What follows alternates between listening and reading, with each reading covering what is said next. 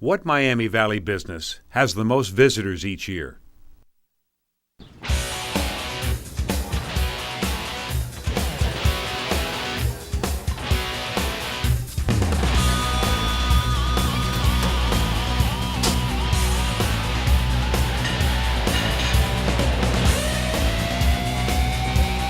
If you said Young's Jersey Dairy, you're right.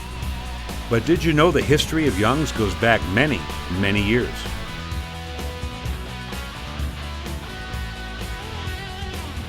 The history of Young goes back to 1869 when the red barn behind me there was built by relatives of the Young family.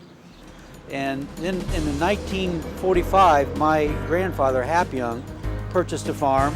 And then in the mid-50s, got the idea of selling our milk right straight to the public.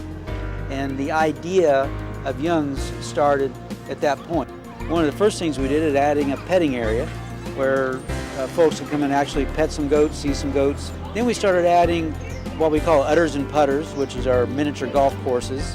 And after that was successful, we added a driving range, and then we added a batting cage. Then we added something called Water Wars, which is where you basically, when it's warm weather, you heave water balloons at each other. As we've evolved over the years, we try to keep close attention to what our guests are looking for. The training at Young's is very thorough.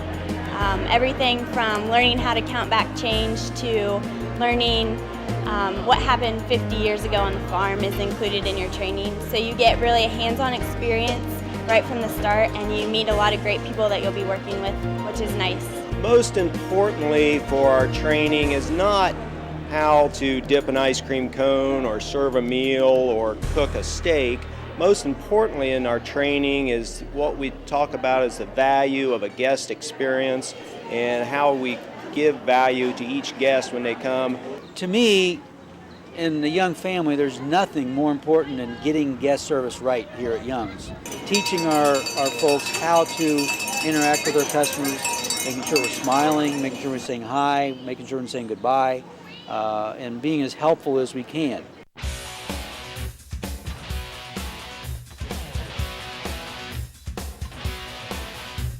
Young's Around the World started about 15 years ago, wherein a couple members of the Young family went on vacation, took their Young's t-shirts with them, had their pictures taken. We brought them home, put them on the wall, and it's since grown to hundreds of pictures with thousands of customers on vacation or on assignment or in the military, stationed around the world. We actually have pictures from every continent in the world, and it's turned out to be a lot of fun, and our guests like to come in and see their pictures.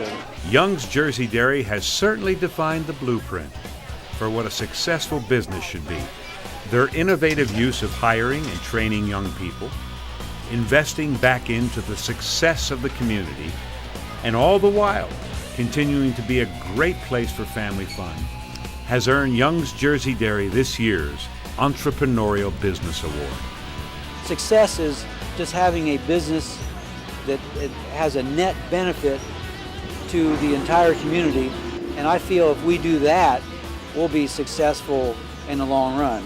We'll make that profit, and we'll be able to expand and add things and still have a good time doing it.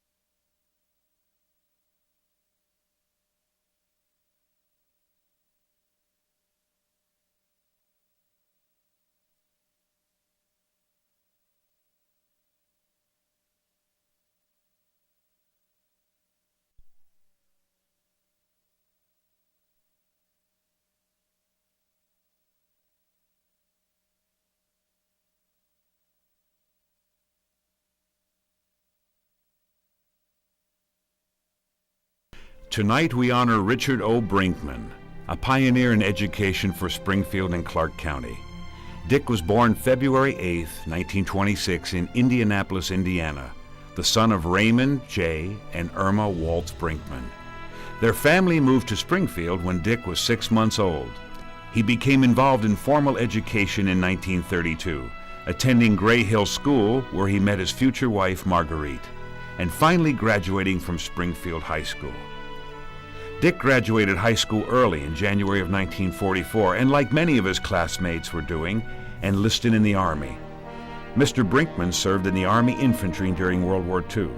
He was awarded the Bronze Star for gallantry in action while serving with the Army in Germany. Dick and Marguerite started dating just before his discharge from the Army, and they were married in 1948. When he returned home after the war, Dick enrolled at Wittenberg University on the GI Bill. He was always interested in sports and imagined that he would be a coach. This interest led him to graduate with a degree in education. He also received his master's degree from Kent State University and is also a graduate of the Harvard Institute of Educational Management.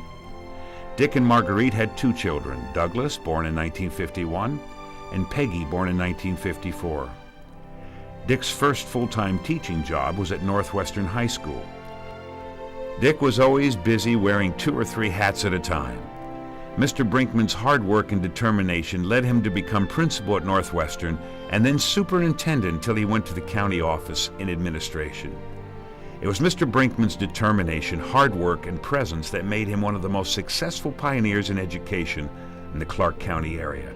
Richard O. Brinkman was the founding administrator of Clark Technical College and the Springfield and Clark County Joint Vocational School.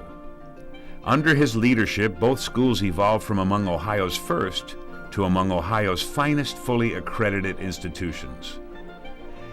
Then on September 4, 1962, the Springfield and Clark County Post-High School Technical Education Program began classes in the Vocational Education Wing of Springfield North High School.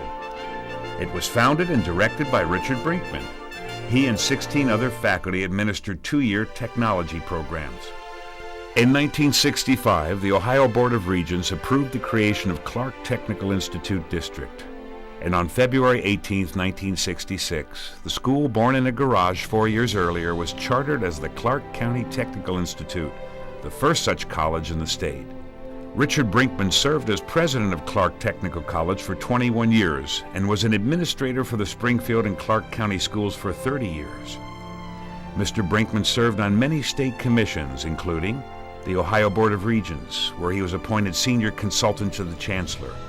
He served as a commissioner of the North Central Association on Institutions of Higher Education. He also served as the first 2-year college president to serve as president of the Ohio College Association. Mr. Brinkman received many honors, such as the Governor's Award in 1968, Ohio House of Representatives Citation and Vocational Educator of the Year in Ohio, both in 1974. In 1980, he was awarded the Chamber of Commerce Outstanding Citizen Award of Excellence, and he was named Mr. Springfield in 1982.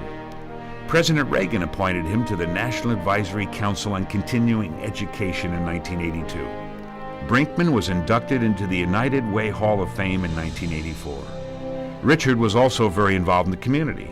He served many organizations, including President-elect of the Rotary Club in Springfield and President of the United Way of Springfield and Clark County.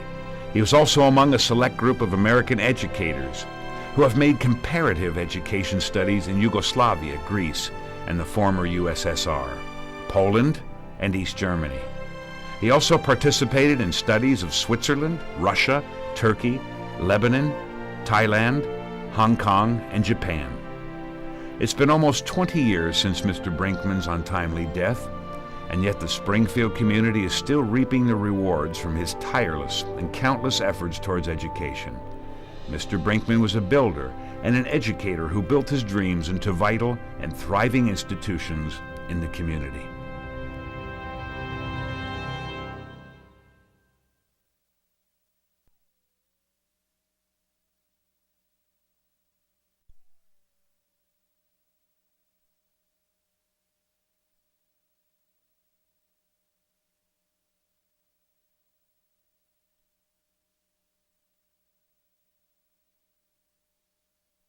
Tonight we honor Dan and Jim McGregor, whose family has been part of Springfield's history for over 130 years. Brothers Frank and David McGregor started the McGregor Brothers mail-order florist business in 1872. In those days, Springfield was called the Rose City. The McGregor family was close-knit, and the entire family was involved in the business, from packing plants for shipment to drawing the distinctive catalog covers. Dan and Jim's father, John McGregor, grandson of Frank and Susan, was born in 1911. He also had the entrepreneurial spirit. John and his wife Janie raised their 4 boys, Jack, Dan, Jim, Tom, and sister Susie, in a house on Bird Road. Mrs. McGregor played an integral part in her boys' lives by instilling in them discipline and hard work, and a desire for excellence. John McGregor worked for the Mast Foods Manufacturing Company, and in 1965 he bought the company Morgul Tool from his neighbor and good friend Frank Morgul. It was an 8-employee tool and die shop on Wheel Street. Dan was born on January 19, 1944. After graduation from Springfield North High School's first class in 1961, Dan McGregor graduated from Lehigh University with a Bachelor's of Science degree in finance. After college, Dan entered into the military and attended Naval Officer Candidate School in Newport, Rhode Island, and served in the United States Navy for 3 years. While stationed